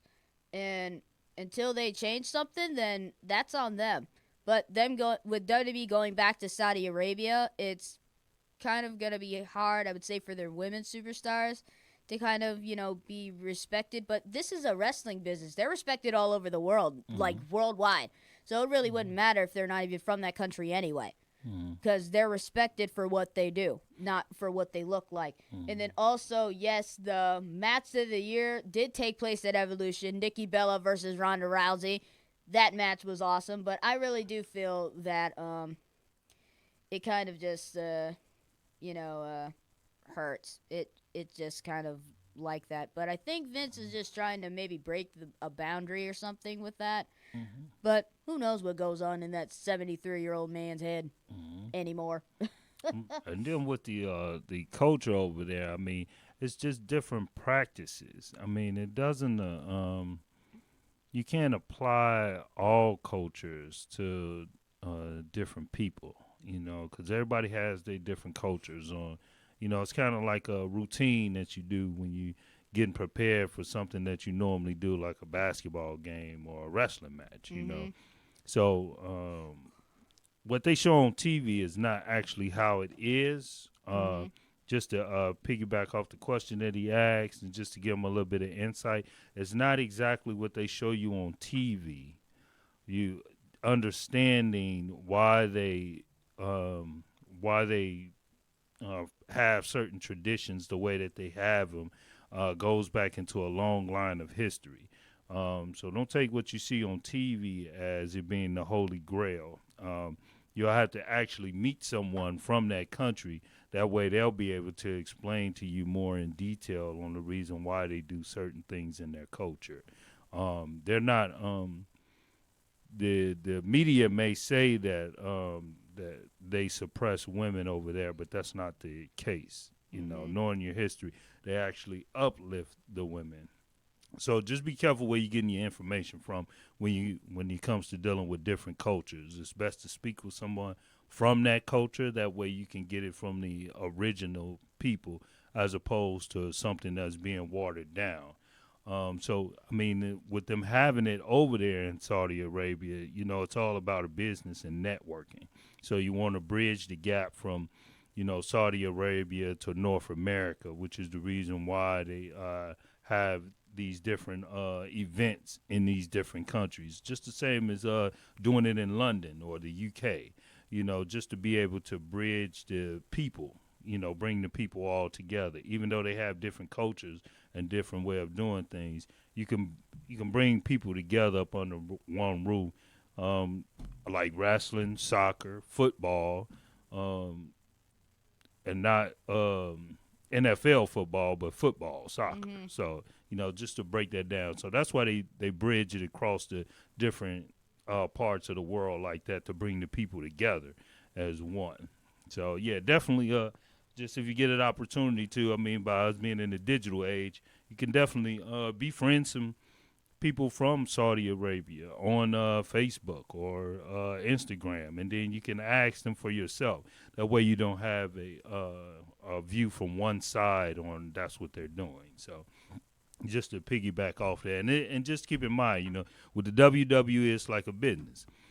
So the more they reach out to people, the more they network, the more different places they can hold the different wrestling events and stuff like that. So to bring it all together, bringing all people together up under one roof, no matter what their culture is. So, yeah, just keep that in mind, though. And then also he asked us another question. If you haven't seen the documentary series, The Dark Side of the Ring yet, please make sure the first one you see is the feature on the Fabulous Moolah, and prepare to be amazed and appalled. So it sounds like there's some highs and some lows in the career of the late great Moolah. And actually, it's funny because she was actually one of the wrestling trendsetters for all these girls that want to be wrestlers. So, Fabulous Moolah, Mae Young, Sunny, just all, Sable, Jacqueline, Lita, Trish, Melina, just to name a few. All of these women that have came before the current women's roster that is now have basically done a lot. Stacy Keibler, Tori Wilson, all of these women, they've shown that just because we're pretty faces doesn't mean we can kick butt. Yeah, Yeah. Beauty and bronze. Gotta love it. And then, yeah, definitely that. It's very, definitely. I'm kind of interested in seeing that documentary called Dark Side of the Ring. Okay, Yeah, definitely have to look into that. Yeah. Yeah, Dark Side of the Ring. So I'm looking on WWE.com, and they just edited all the championship, current champions that are on their page right now. So I'm gonna read down here: Seth Rollins, your Universal Champion; Kofi Kingston, WWE Champion; Becky Lynch, Raw Women's Champ; Bayley, your new SmackDown Women's Champ; Finn Balor, your current Intercontinental Champion; Rey Mysterio, your new United States Champion; Tony Nesa, Cruiserweight Champion; Kurt Hawkins and Zack Ryder, your reigning Raw Tag Team Champions; Daniel Bryan and Rowan, your SmackDown Live Tag Team Champions; The Iconics, your Women's Tag Team Champions; and R-Truth, your 24/7 Champion. Oh, man. That's actually a belt now. That is crazy. But I wonder if we can get the belt. Us not being in WWE, if we pin the wrestler, can we get the belt? that's probably true. If we end up going to the state, then yes. Wherever they are right now. Yeah, if the 24/7 belt is in there, I'm going for it. Yeah, I think you would actually get a contract through them. We go like, yeah, my dad's got the belt now. What do we do? That may be one way I can get on real quick, like what I'm talking about. Yeah, definitely. I feel like definitely. Yeah, I feel like, hey, Dad, can I pin you for a minute so I can hold the belt? Yeah, I won. Yeah, well, might as well, 24/7. I mean, hey, that's an easy belt right there. I can win right there. Yep. So let's see. We got tons of pay-per-views that are not yet established yet. So we're already moving on to the WWE Super Show. Next after that would be Backlash, Extreme Rules, SummerSlam, Hell in a Cell. For some reason, they still have Evolution that's on their pay-per-view page. So either they're doing it or they're not. If they don't do it, then they're probably just going to have a massive feud on their hands, and then the women are probably all going to complain. If they do it, then everyone will be happy. Yeah, and I think with it being up on their page, they have to advertise it. Yeah, they have to do something. So it probably just comes down to the location and the venue for Evolution. So I mean, you guys can throw some ideas out there on where y'all would like the Evolution to be at. Yeah. And because that's probably what they need is like location. where would we have Evolution at? And then also Survivor Series, and then TLC, which is tables, ladders, and chairs. Now at least. Three of these pay-per-views that are on here are very extreme. Extreme Rules, Hell in a Cell, and Tables, Ladders, and Chairs. And when you think about it, Tables, Ladders, and Chairs used to be a bunch of, it used to be a WrestleMania match. Yeah. It started out like that. It was like an Extreme Rules type match where chairs were legal, ladders were legal, and chairs. Yeah. And the three teams that satisfied those three letters, Ed and Christian, the Dudley Boys, and the Hardy Boys. Right. And speaking of Jeff Hardy, he's out with a leg injury thanks to Lars Sullivan. Yeah. And we don't know when we're going to expect the Hardy Boys back in the tag team picture until Jeff is done. The last we heard was Matt Hardy reporting that Jeff Hardy successfully had knee surgery and he's going through rehab. Okay. We just don't know when the charismatic Enigma will make his return and the Hardy Boys will be back in the title hunt. That is the question that everybody wants to be answered. When will the Hardy Boys come back? That is another thing. And the Hardy Boys are also 10-time tag team champions. Now, the thing is, they haven't beat the Dudley Boys record. I believe they're, 18-time tag team champions? Possibly. I have to look that up. Yeah, Dudley we'll have to dig into more Boys. detail on that. And then with the I don't know. Have the Hardy Boys faced the Usos yet? No, they have not. I would love to see that. Yeah. Well, wait. Actually, they have just like within the SmackDown area of show, but never in a pay-per-view type of environment. Yeah. So you know what? I would love to see those teams face off at TLC. Champions versus champion, because by that time, the Usos should have the title belt. Yeah. Then. If they face Kurt Hawkins and Zack Ryder before TLC, then the Hardy Boys regain their SmackDown Live Tag Team titles. Then we got a huge TLC match for both dual championships, and then the winner would take off. Exactly.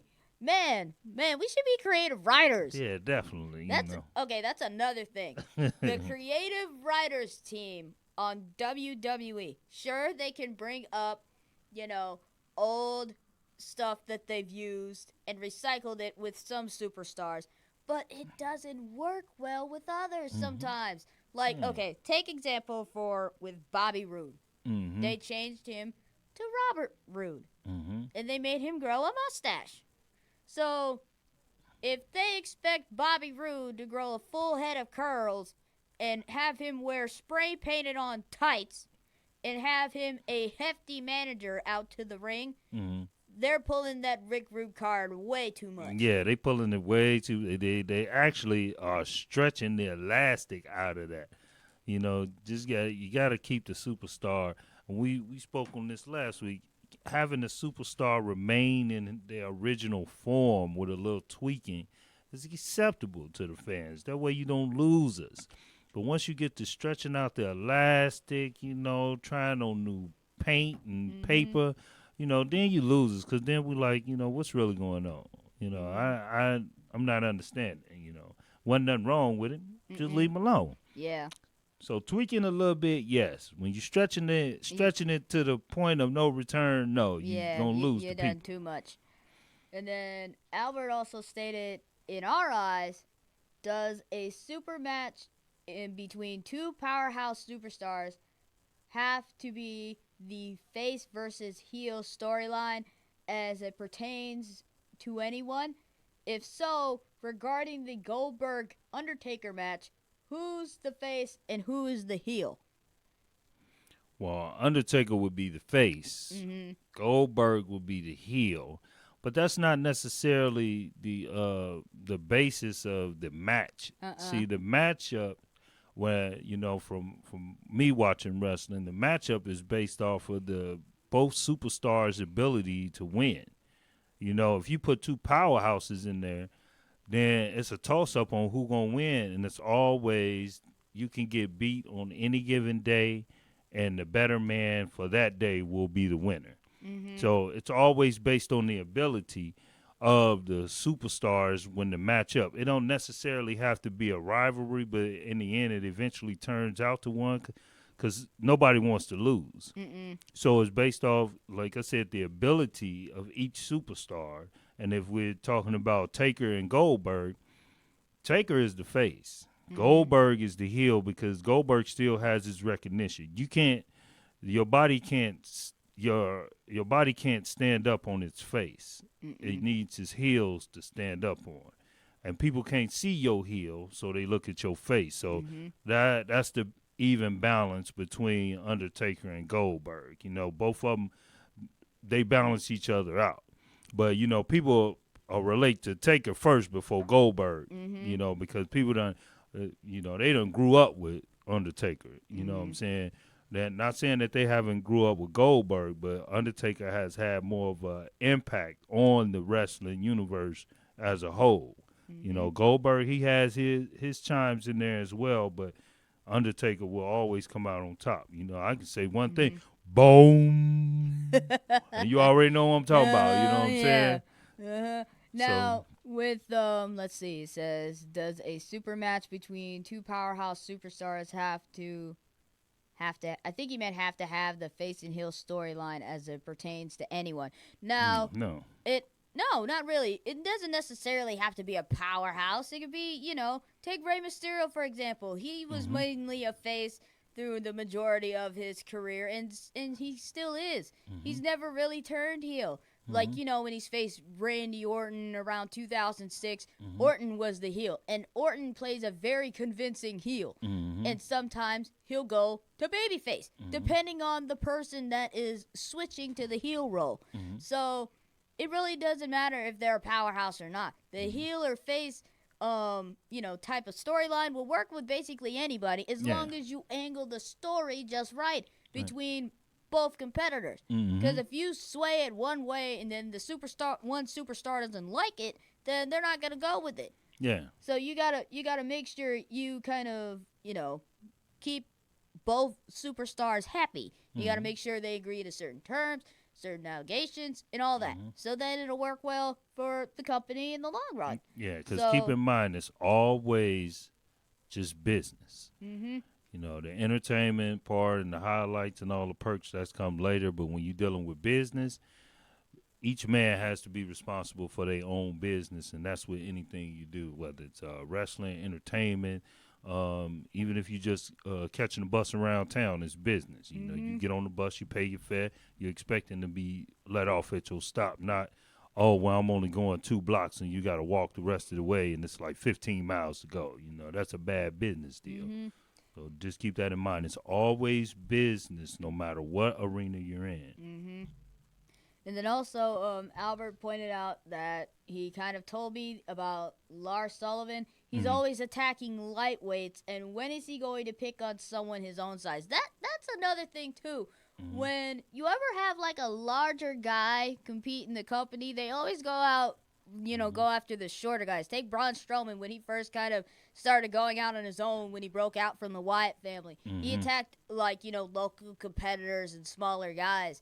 And same with Mark Henry when he kind of was trying to get his groove back. He just went after the smaller guys and still kind of did. I'm thinking okay, Lars Sullivan is at least about the height and strength of probably Braun Strowman. So I would love to see those two get it on. Yeah. Hell in a Cell, bring it on. Yeah, definitely. Yeah, easy match right there. Yeah, But either way, Lars, I think they're still trying to find a decent person to probably face Lars Sullivan. That's why he's probably going after all the lightweight guys. Well, technically, Matt and Jeff Hardy aren't lightweights. They're heavyweights. Right, yeah. Lars Sullivan is like a super heavyweight. And then you just got to keep in mind, though, that when he going after all of these so-called lightweight wrestlers, you got to keep in mind nobody likes a bully. So in the end, you are eventually going to pull that person out that doesn't like the bully, and then it's going to be on from there. So he may think he causing damage now, but somebody gonna have something to say, and then he gonna be feeling the wrath of the person that really catches up with him. Because best believe somebody got their eye on him. We just don't know who yet. Because nobody likes a bully. Nobody likes a bully. Nobody does. Now, I would say a lot of superstars that WWE has kind of let go was, I don't know if it was smart or dumb. But either way, I would call it dumb.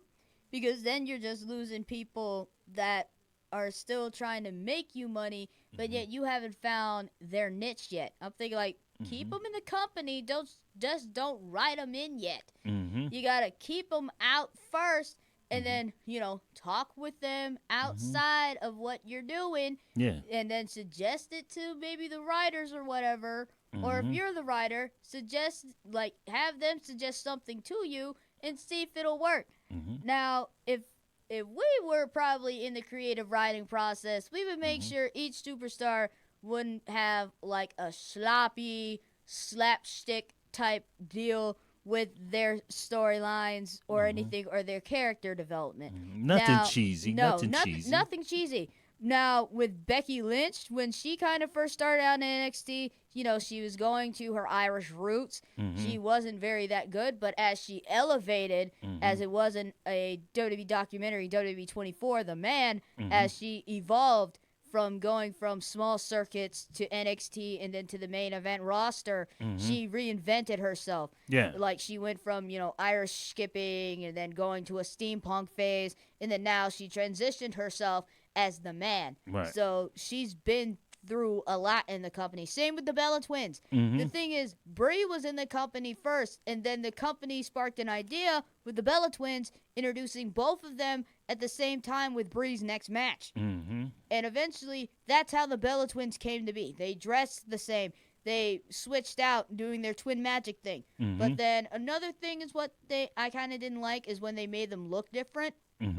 Well, not look different, but kind of like dress differently from what they normally did. Yeah. I didn't mind that, but I feel like couldn't they at least match or something? Yeah. Like the color schemes were okay, like they matched with that, but I feel like come on, let them go back to doing it, because when they tried to do their switcheroo thing, it didn't work. Right. Yeah, because you can tell. I mean, people's instinct are much quicker than what they give them credit for. You know, you keep them more dressing the same, identical, then you can play mind tricks on the people. That's why when they came out with that concept with the Bella Twins, it was working in the beginning until people started catching on what they was doing, and then hey, yeah, like same with the Usos. They can pull off that trick. They dress the same. Yeah. So except you could, as long as you don't tell them by their tattoos, then you be okay. Right. But either way, the Usos, they're twins. They look the same. You can't tell who's Jimmy or who's Jay. Except the only way you can tell them apart is that one of them is married. Yeah. And then, like with all the women and including the guys, take John Cena, for example. He started out in OVW, Ohio Valley Wrestling, as the prototype. Then kind of carried a bit of that persona when he faced Kurt Angle in his first match. Right. And basically during the Ruthless Aggression era, then basically instead of going from boots and shorts, he went from throwback jerseys and jean shorts. Right. And then kind of turned into an, as people called him, an Eminem wannabe. But it worked for him. I want to see, I would like to have them bring back John's thugonomic type of state of mind back. He brought it back in WrestleMania 35, but now he's kind of, he's an actor, he's an actor, music producer, children's author, and now he's supposed to be hosting Are You Smarter Than a Fifth Grader? Yeah. So, that's evolution at its finest right there. Same with AJ Styles. He had, short hair. He was in Impact Wrestling for a while, grew out his hair, went to Japan, then came to the WWE at the Royal Rumble match, and now he's just transitioned himself into the bigger competitor that he can be right now. And so far, WWE is doing a good job with keeping AJ Styles the way he is. Because if they end up screwing him up, then that's going to cost them big time. Yeah. And then you just have to be able to, with these type of entertainment shows with the wrestling, making sure that the wrestler remains true to who they originally are, and then you can always add accessories to them. But if the moment that you take that natural quality from them, just to name a few wrestlers, like the Rock, he always remained original and true to who he was. John Cena always remained true to who he was. You know what I mean? And then AJ Styles, from what I'm seeing, he's remaining true to who he is. And then even with Roman Reigns, he's still remaining true to who he is, Yeah, even Stone Cold Steve Austin, despite him being a heel, he's still, he was a beer swing redneck that, just gave everybody the bird and everything, but yet he didn't change. He was true to who he is. Yep. And as long as the creative writers of the WWE remember that, then they'll be fine, and then they'll be able to elevate where they are from right now. But the moment that you forget that with anything that you do, you lose it, and then it becomes false or make believe or color. It becomes phony, is what I want to say. You got to keep it original, staying original to yourself, regardless of what field or avenue you in. And that's the thing too with the Miz having his reality show, the Miz and Mrs. And it's funny, I watched a bit of it, and it showed that his neighbor said like, "Oh my gosh, that it's that jerkhole The Miz." But the thing is, The Miz is a character that he plays on TV, and everybody thinks he acts like that for real, but he really doesn't. Right. And that's the thing. When you create a wrestler name and it's not really your name, Yeah. or it is a part of your name and people think you really act like that, then, you know, people see you in a totally different light. Now, when you pay attention to a wrestler's name, they either made it up or it's really their name. Now, John Cena's name, it's his real name. It's just short. His full name is Jonathan Felix Anthony Cena. He just cut it down and just cut out his middle names and just smushed together John Cena. Right. Now, Roman Reigns' real name is Joe, because he pointed that out when he announced that he had a leukemia scare. Right. And I'm glad that he's back and in full health, thank God. Yeah. And just all these different wrestlers really have their real names, but the thing is they don't use it in their ring names. Now, Charlotte's real name is Ashlyn, because she is Ric Flair's daughter. Right. The thing is, she just made Charlotte Flair instead of having, Ashlyn Flair, because, it doesn't have a certain, ring to it. Now, And I can see that Charlotte Flair, because, Charlotte's Web, Charlotte Flair type of deal. I can see that. yeah, the rhyming deal. Yeah. And then, when it comes to creating your wrestler name, you got to make sure it'll stick. It'll sell T-shirts. It'll sell merchandise. It'll get people to put them on a sign and stuff. Like, Jake the Snake Roberts, Stone Cold Steve Austin, Big Hulk Show, Hogan, Hulk Macho Hogan, Man, Macho Man, yeah. Ricky the Dragon Steamboat. Yeah. All those names. You have to make sure the name will stick with fans. It'll sell T-shirts. It'll be on signs. They'll want you to sign something with your face on it and make sure that it is yours and it is unique. Yeah. Because if it's something lame, then it's obviously not going to stick. Or maybe it will take 2 weeks or so Oh, in yeah, order and you for don't people want to catch on. to try to come up with something that's too hard for the fans to pronounce and all that. Ain't nobody got time to be trying to figure out what your name is and and what this mean. We already know you can wrestle, but if I can't call you by name, then I'm like that They're like, dude. who's that dude? That And they're like, chick. oh. You They're know like, what who's I'm that saying? dude? Like, I don't know. Yeah, I like, can't it's do just that. some dude. Yeah, I can't do that. So yeah, and then that comes from, like I said, just remaining with the essence of who you are. It should relate to you, like your name. It should relate to you, no matter how many times you change your name. It should always relate to who you are for real. Yeah, like, Edge's real name is Adam Copeland. But again, Edge, like going off the edge, Right. over the edge, Right. like, because that was a name that stuck Right. with everybody. And Yeah. then Beth Phoenix, who is actually married to Edge. I don't even know her real name, but yet when you think about it, the Phoenix part really stuck. Because, Right. like, you think of a phoenix, that's like an ancient bird. Yeah. And then she also went with a glamazon. So you're thinking, like, oh, so she's like like a Wonder Woman, Amazon type girl. Right, you see, So, yeah. it all matches up, yeah. Uh-huh. And, Mark Henry went through a couple of, name changes. He went, like, just from Mark Henry, then Sexual Chocolate, and then just stuck with Mark Henry. Yeah, he should have stuck with Mark Henry from the beginning. yeah. But, that was when Mark was, like a ladies' man and all that. And then, But ain't no grown man gonna call no other grown man Sexual Chocolate. I mean, you can be the biggest wrestling fan in the world. You is not about to call no another grown man Sexual Chocolate. I'm sorry. well, Mark pulled it off. And then, like you had Farouk from the APA. He was called Farouk for a while, Nation of Domination, APA. Then kind of just dialed it down, I believe, to his real name, Ron Simmons, where he just said one word, and we can't say it on air. Right. Because we don't want to get kicked off. This is PG. This Yes, PG. this is PG. Now, that's another thing, too. The PG era on WWE Network TV.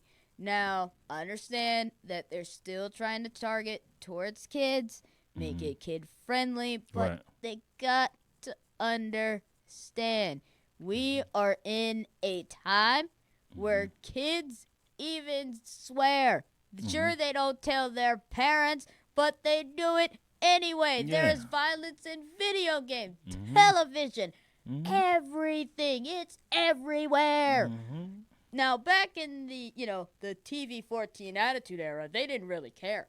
It was already out there. Like, with the WCW, the Fly Girls from Living Color, that was all there. But either way, they got the creative writing team and the creative team have to understand, if they don't give fans really the satisfaction of actually having more, like, wilder type stuff, actually having the superstars bleed and showing the blood and all of this other stuff, then they're probably just going to lose more of their fan base. Sure, there'll be more fans that'll be wanting to watch, but the only reason why they're watching is because they have the network and they go back looking at the better stuff that was on before this crap was shoved in our faces. Yeah. So, yeah, I mean, that just goes back to the point with the Money in the Bank. Short changes inside of 15 minutes. Y'all could have easily put another segment in there, something in there, something extra, and then me being a host in different events, I know that you have to overcompensate for the time that you have stuff, just in case if, one of the performers don't show up or, we starting late or, we running short on time, but we have to fill this particular time. I know that overcompensating will always make you better prepared than underprepared. You don't want to show up and you ain't got everything. You want to show up and you got everything plus more, and that way I just felt, that with the Money in the Bank, because this is the first pay-per-view I've known to go off early. I mean, in my whole, time of watching pay-per-view, I've never seen a pay-per-view event go off early. I've always seen it run over, and then when they do the final editing to put it out there for the viewing public, then they chop it down, But, no, when it's live like that, it's supposed to keep going, just like how they be doing it on Monday Night Raw, It be going off, but they be still wrestling, So, I just felt like whose ever angle that was, they have to do a better job of that, because we used to get upset, when we pay for a pay-per-view and then it go off early and we done spent all this money to watch it. Now it better not go off early. If anything, it better go off late. Yeah, now the only pay-per-view that eventually went off later was WrestleMania 35 about last month. And it was, I don't think it didn't go off until maybe 11:20, 11:30. Yeah. Because, they saved the women for last. Because they had so much packed up in one night. Surprises left and right, matches, people getting tossed out, nose ring getting ripped out. Now, that match between Triple H and Batista, that was insane. Oh, yeah. Just thinking, like, did he really just pull out dude's nose ring and be like, oh my God, he did? He did. I still can't believe Triple H was actually that crazy to do it. Yeah, you can't be wearing no jewelry to the fighting ring. Everybody know that. Especially a nose ring. He got that. He had needle nose pliers, latched it on, and go like yank. Yeah, you can't be wearing. Don't wear no jewelry to no fight, because you're gonna lose it. It's gonna get broke. Why do you think none of those guys that are married and wearing their wedding rings to the ring? Right. I mean, that's just, that's just being smart about it, If you want to keep your jewelry, and if it's a keepsake, don't wear your jewelry when you going out there about to play sports or you about to wrestle. You don't see. That's a big no-no, because that's the first thing they'll probably grab. Yeah, no, that's not smart. Now, Randy Orton did that before with Jeff Hardy's earlobes. No, he literally tried to stretch them out. And I'm feeling like, oh, that hurts. Yeah, that hurts me, and I'm watching this. But either way, never wear jewelry to a wrestling fight. Even the women know this. You don't see any women wear no earrings or hoops or nothing. Yeah. Because they know. But with R-Truth, for example, bro's got piercings. But the thing is, no one's gonna yank him out of his head. Yeah. He's got like, an eyebrow ring, but no one's gonna latch for that. That's probably like a serious artery that's connected to that. Yeah. And you just gotta be, mindful that you got that jewelry on. Cause I'm telling you, it get caught on something. Yeah. You go for, one of them them chin kicks. You know, you hit the eyebrow, then the grip on the boot, rip it out. Then you in trouble, man. Blood gushing everywhere. You, know, you is in trouble. Yeah. And then also, before we kind of leave out of here, even though we got a few more minutes left. Now I'm gonna talk about some of the holiday segments that they always have each year for all of the years. Like Christmas, Thanksgiving. Not Thanksgiving's not supposed to be coming up. Memorial Day is actually gonna be coming up. Yeah. So they might, probably next week they'll probably celebrate Memorial Day, and I always like this when they do this around Christmas time. Tribute to the troops is always the best thing that WWE does for the troops. Is they go to wherever soldiers are stationary at, create a show, let them enjoy it, even though if they're not there with their families to celebrate Christmas, because they put their lives out on the line for all of us. And that takes guts and determination for them to be out there and knowing that they have to protect their country for us and their families. And yet WWE is out of the grace of their hearts going all the way over there to entertain all those troops. And I like Tribute to the Troops. It's a nice little thing that WWE does for Christmas. I enjoy that. And then just all the pay-per-views that usually come out each month too.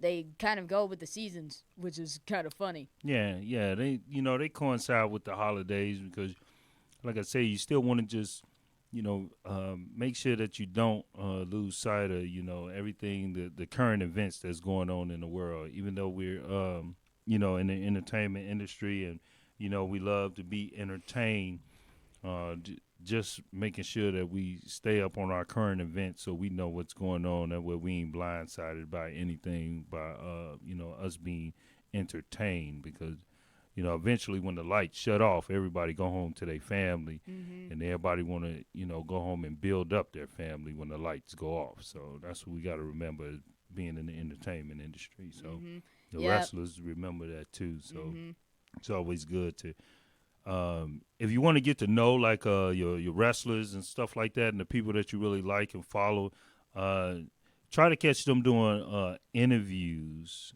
that are like somewhat separated from what their actual job description is, and then that way you can even talk to them. And even on like Instagram, Facebook, and Twitter, if like they comment on something or if they speaking how they feel about something, you can kind of gauge on how the entertainer is for real and not what their character is. So that way you can understand the difference. They have a job just like we all have a job. We're students every day.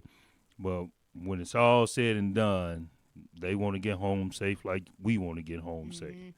So it's still the same, still the same thing. We just do have different jobs. That's all. Yep, and each superstar, like they've promoted it so many times, saying that these are trained professionals. We are athletes. We train for this day in, day out to perfect these moves. They make sure that they are safe executing these moves so they don't injure themselves.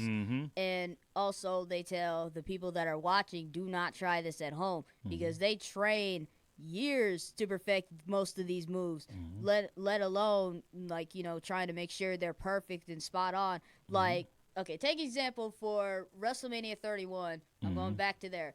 So the Randy Orton versus Seth Rollins match, where you see Randy Orton literally have his hands on his knees and has his shoulder up while Seth Rollins is running towards him trying to execute a stomp. Randy Orton lifted up his shoulder, sending Rollins high into the air, executing an RKO. They actually practiced that. Yeah. They practiced that before any of the people even got in the arena. They practiced that to make sure it would wow the crowd and make sure that, nothing went wrong when they executed this move. And that was actually a crazy thing to see. I feel like, what? Definitely. Yeah, because it's all about timing and technique no matter what you do. Especially when it comes to like hand-to-hand combat. It is another thing you can put in wrestling, It's always having your timing and your technique down, to a science, Because if you don't, then you get out there and you make that one slip, you can injure yourself for the rest of your life, which ain't nobody trying to do that, So, yeah, like I said, with the wrestling, it's not phony. It's technique and it's timing. and knowing how to execute that technique. Yeah, and for all the people out there or people that complain online saying that, oh, this is fake, this is phony, I bet they're not even hurt. Be like, yeah, they are. Mm-hmm. They bust their butts, and if you actually look on what the inside of the ring looks like, Yeah. it is not, there is wood Yeah. on that ring. And The tarp springboards. is there to make sure they don't injure themselves even further than it already is. Yeah. And then when they get flung, it hurts even more. Yeah. And they got to be careful. And, while we got 3 minutes left, I'm going to talk to my little Funko Pop partner over here. I got Jake the Snake Roberts. I got him while I was in California. Mm-hmm. And I'm going to talk about animals in World Wrestling Entertainment. I think there was only 3 wrestlers that actually carried the animals in the ring. Mm-hmm. Jake the Snake, Yeah. Coco Beware, and Ricky the Dragon Steamboat at one time carried a Komodo dragon to the ring. Mm-hmm. That was one time. Mm-hmm. Now, well, actually, hold on. Nope. Al Snow, he brought his dog Pepper, but eventually the boss man took Pepper, took him to a butcher, and fed him to Al Snow. Oh, damn. I know. It was so gross. But again, that was the Attitude Era. Yeah. So either way, but okay, now the thing is, did Big Boss Man really go to a butcher to take Al Snow's dog there? I don't know. They I never don't explained know. that at all. Yeah. And also, with the Matt and Jeff Hardy feud back in WrestleMania 25, Matt set Jeff's house on fire, and his Jack Russell dog, Jack, got caught in the fire. And I'm thinking, like, how twisted is Matt Hardy? Oh, my God. Like, Yeah. Oh, now speaking of Matt Hardy, I mean, yeah, when we was talking about the Finn Balor, the Damon. oh, yeah. Yeah. Woken Matt Hardy. Yeah. So yeah. Ooh, yeah, that could be a good Yeah, one. that could work right there. The broken Matt Hardy with his very eccentric speaking voice. Right. Now, the thing is that Matt Hardy definitely worked that with, with TNA. But we are down to our final moments. Thank you guys so much for watching WWE Women's Wrestling Entertainment. Make sure you guys see, I can't talk today. Make sure you guys catch SmackDown Live tonight. New Day, Big E Langston is coming back to SmackDown after his knee injury. Bayley is going to talk about her championship victory, and will the Queen respond and retaliate? Also, the 24/7 title is coming to SmackDown via R-Truth, and who will capitalize on that opportunity? Also, what are Daniel Bryan's plans for the tag team division, and what new matches will be added heading into WWE Super Showdown heading on June 7th? That we will discuss next week, so make sure you guys stay cool, stay awesome. Remember, fun size is the best size, and we enjoy you guys. See you guys next Tuesday. Peace.